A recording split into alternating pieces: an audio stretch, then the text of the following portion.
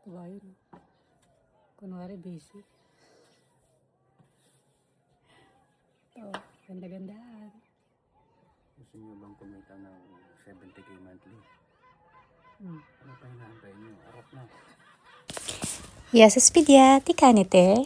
For today's video, samahan nyo kami maglinis ni Kabayan sa aming small apartments na pinagtatrabahuhan.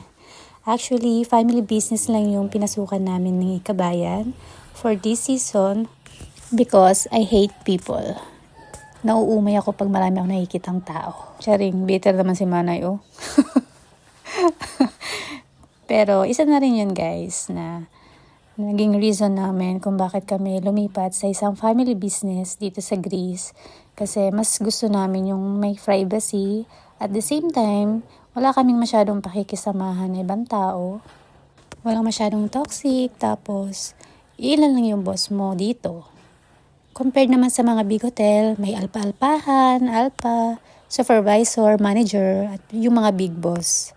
Aminin man natin sa hindi talaga nawawala sa isang trabaho, sa isang company, yung mga ganyang klase ng tao na akala mo naman is papamanahan ng hotel. So, wala naman akong kaaway kasi hindi ako mahilig makipag-away. At the same time, ayoko na lang din sumama sa mga person na ang alam lang is pagmamarites, ganyan. Parang nakaka-drain. Kumbaga, pagod ka na sa work, mas napapagod ka pa sa paligid mo, ganun. Kaya, we decided na magkaroon na lang ng isang maliit na workplace. Kumbaga, may peace of mind. At the same time, kumikita. May 23 rooms nga lang kami dito ni Kabayan. Kaya naman, ang work namin dito is all around. Kumbaga, kami yung maglilinis ng bar, ng toilets, and yung mga rooms. Titingnan namin yung mga check-in, check-out. Actually, first time namin mag-housekeeping dito sa Greece. Kaya medyo nangangapa pa kami. Kasi last 2 season is sa kitchen siya. At ako naman sa service, waitress. Kaya thankful din kami, nagkaroon kami na experience dun sa Austria bilang housekeeper din. Medyo kailangan nga lang din namin mag-adjust dito kasi syempre iba din yung patakaran nila dito. Ang ganda na ng bulaklak. Tanim yan ni Lola Remedios. Charis. So sa gabi naman, nag-waitress ako. Overtime ko ito guys sa gabi.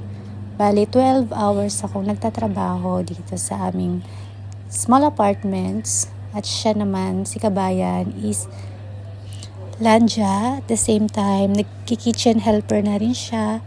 Kapag wala siyang ginagawa, is tinutulungan niya yung chef na mag-prepare ng mga orders ng mga guests. Hindi ganong masyadong matao dito guys. Kasi normally, yung mga guests lang namin yung kumakain dito. Kasi hindi ito nasa tabi ng dagat yung pwesto nila. Kumbaga, kung kakain ka dito, isasadyain mo talaga. Gawa ng may papasok pa siya. Ayan. Ito yung area na pinagsaservisan ko. Maliit lang talaga siya. Kaya hindi masyadong pagod sa OT. Kumbaga dito na kami nabawi. Pag napapagod kami sa housekeeping, nakakapagpahinga naman kami sa aming overtime. Ganyan lang siya kalit guys. Kaya very thankful na rin kami na natagpuan namin tong workplace na to. Si Kabayan talaga epal minsan yan. Kaya wag mo nang masyadong pansinin. Charis. So hanggang dito na lang muna guys. Bye!